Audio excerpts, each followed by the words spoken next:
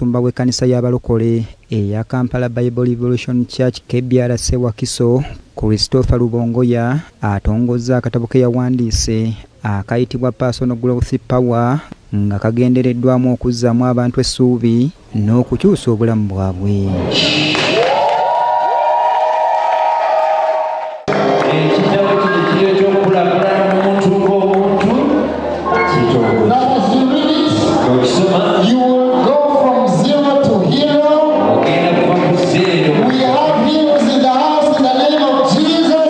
Omusumba Rubongoya agamba nti abantu bangi balemererwa okwezuula ne batuuka ne mu myaka egy'obukadde nga tebafunye kumanya.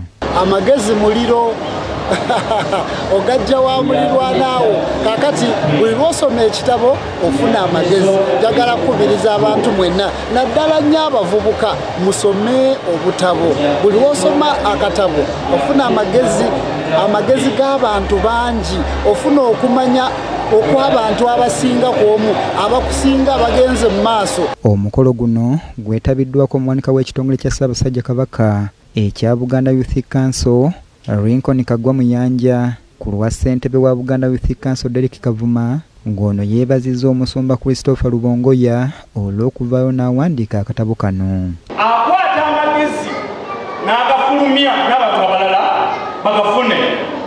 Ekyo si kitwala nga kyakusaaga okwata amagezi go ogafulumya.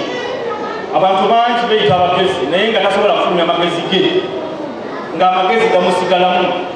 Naye okuwandiika akatabo kibanga kukwata amagezi go g'olina n'ogafulumya n'abantu abalala bagaganyulwemu. Ono akalaatidde abavubuka ba Buganda okwettanira okusoma obutabo okukyusa obulamu bwabwe. So kikulu nnyo okusoma era nkubiriza abali wano saagala tukome basakulisa wantaasa mu introduction tukyamuge tukome ku kino nedda simanyi oba pasito obutabo ogenda kabamugabe bagenda kwegulira obutabo bukule kubanga waliwo ebifo byetutuukamu nga tubituukamu tutya nga tuli mu kusoma. Nantamulaziya Ssaabawandiisi wa Buganda Youth Council ategeezezza nti akatabo kano bagenda kufuba okukatambuza abavubuka ba Buganda bonna gye bali basobole okukasoma kyokka n'abakubiriza okwettanira okwekebeza akawuka ka Mukenenya. Tugenda kubutambuza Buganda yonna bajja kubutegeera kwaffe. Nze ndi namba 2 w'abavubuka mu Bwakabaka bwa Buganda.